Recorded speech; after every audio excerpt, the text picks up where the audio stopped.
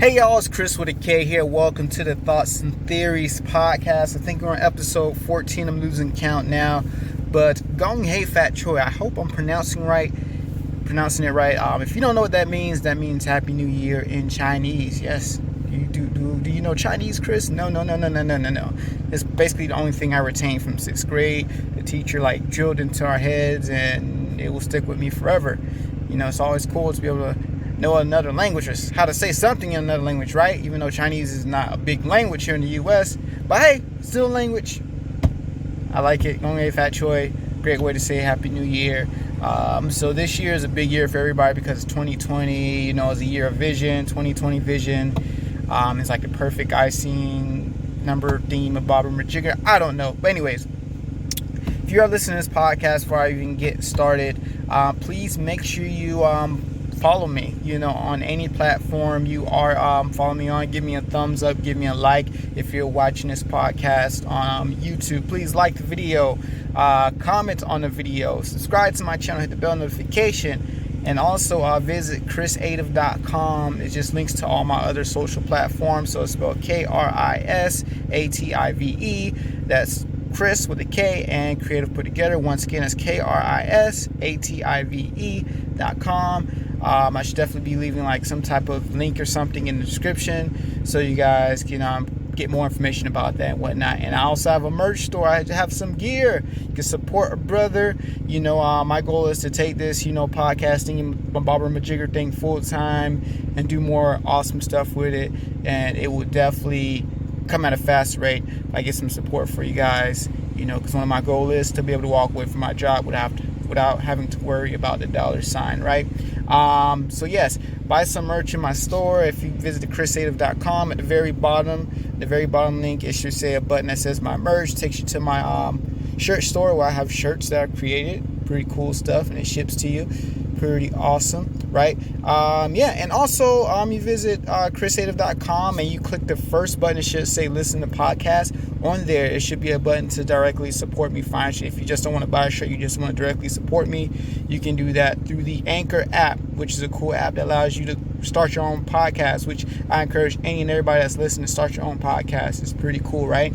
So a great way to work on your mental health. It's really good if you ask me. But anyways, support me. You can do a monthly recurring support of even $1.99 a month, so it's 2 cents a day, 3 cents a day.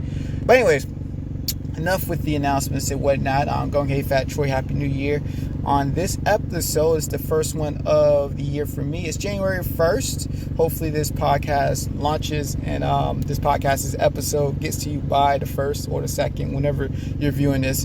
But today I'm going to be talking about the top 7 influences going into 2020. So these could be either people or things that influenced me over the past year that actually shaped me and formed me and helped me become more of me, if that makes sense. So right now we're going to start off with number 7. Number 7 is actually a person. Most of these things will be people and some might be things, but number 7 is actually a person, and this person is someone. It's an amazing guy. He's very controversial, but I think in life that people who change stuff and we remember, and our legends and stars and people we look up to, they're always disruptors. They always inject themselves into something, a system that we perceive to be one way, and they take it and run with it a completely different new way. And at first it seemed like, yo, what is this person doing? They ain't making no sense at all, man. Somebody get this bucko out of here. And then till you actually sit back and listen and read the full story, kind of like a book. A book might sound crazy. You read the first couple pages, the book might be trash or whack, until you read the whole book. I'm glad I took time out to be, which is something I'm learning. So this first person, that's who he is. He's a disruptor. If you guys didn't know, in 2011, but before 2011, I was I guess I can say I was agnostic. Wouldn't say I didn't believe in God or did believe in him, but I was just in the middle about it. 2011, became a Christian and whatnot. Everybody's kind of familiar with that term here in America and whatnot and stuff like that. And over the years, just learning more about life and stuff like that, is that it's not all about titles and stuff like that, because anybody can come to be anything, but it's more about lifestyle, right? So this guy has definitely introduced and taught me a lot about that, transformed me, and made life more clearer and better, and gave me like a sigh of relief. He's like a breath of fresh air. He's like the person, like, if when you get home, you can like let the belt loose, let it all hang out, be yourself, kind of. That's kind of who he is. And this man, his name is no other than Rob Bell, Robell. He basically started a church up in, I think, Grand Rapids, Michigan, and this church grew like super duper fast, like to the point that he literally bought out a mall. Then years or so after preaching, he realized he didn't want to really be there, that his calling was bigger. So what he did, in a sense, the sermons he would teach, he would just take it and teach it abroad to people and stuff like that.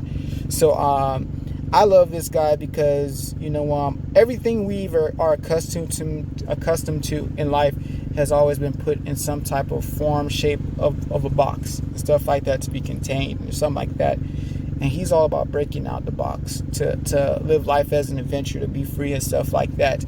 His ultimate goal is to make the language, everything that's going on inside of us, our emotions and everything like that. His goal is to put a language to that. The reason why you want to put a language to that is something that can be able to be communicated to everybody, ultimately to bring everybody together. That's the agenda. It's really not to take anything from anybody, but invite everybody into this intrinsic, if I'm saying the word right, intrinsic divine dance. Some people call it God. Some people call it the universe. Some people call it this is the thing that sustains everything. The infinite, whatever you may call it. I call it God. But basically, he's talking about how we can basically understand God in a sense, experience him at all times, but put a language to it, whatnot. Look, we will never figure him out, of course, but it's to put a language to God, stuff like that. What I should do, I should probably be doing podcasts like literally about each influence. I should do over the next couple of weeks or next couple of days when I do this podcast, which is pretty cool. So this episode might just be an introductory to those points, and then each episode I'm going to go deeper into those points. I think I might do that. So that's number 7, Rob Bell. Amazing guy. Check him out. When you hear him talk, he sounds like, okay, this guy is a lunatic. He's a heretic at first, but read the whole story. Read the whole story before you jump to conclusions. And once you hear him explain what he explains, it makes sense. Makes sense to me. At least for me, it does. The number 6 is no other. This is just going completely in another direction and stuff like that, because yes, I mention I was a Christian, so there's things according to the Christian traditions that they just don't tolerate at all, such as cursing and stuff like that, explicit language, and just all this stuff. And I'm learning that it's more so about the intention of behind what we're saying instead of the actual words. But yes, I still don't curse. I just grew up not cursing, and there's no need for me to add that into my vocabulary. I just like to use alternative words because it just allows me to be more myself, because I define myself ultimately as a smile creator. A smile creator is a term I created that means someone who puts a smile on people's face, that brings joy to someone's life. That's what I want to do. So I think of alternatives instead of cursing, because it allows me to realize that moment of frustration, anger is not there forever, and there's always some light that comes out of darkness. The darkness may come first, but light always comes out in the end. So the 85 South Show, if you guys have no clue what I'm talking about, this is a trio of comedians from Chico Bean, DC Young Fly, and Carlos Miller. They're more popularly known for being on the show, MTV show, Nick Cannon Presents Wildin' Out, which is an improv show on MTV, an amazing, great show where literally comedians are just sitting there roasting each other, all improv. Nothing is scripted. This is literally them using comedic genius to entertain the crowd. What they come up with, like scenarios, games, and stuff like that.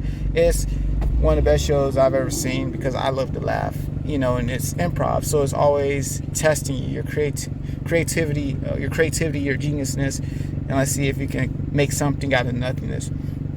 So what this trio decided to do, they actually created a podcast, 85 South Show, which eventually turned into live shows where they literally just do live comedy shows. They don't write any of their material. They just go out and like basically improv the whole show.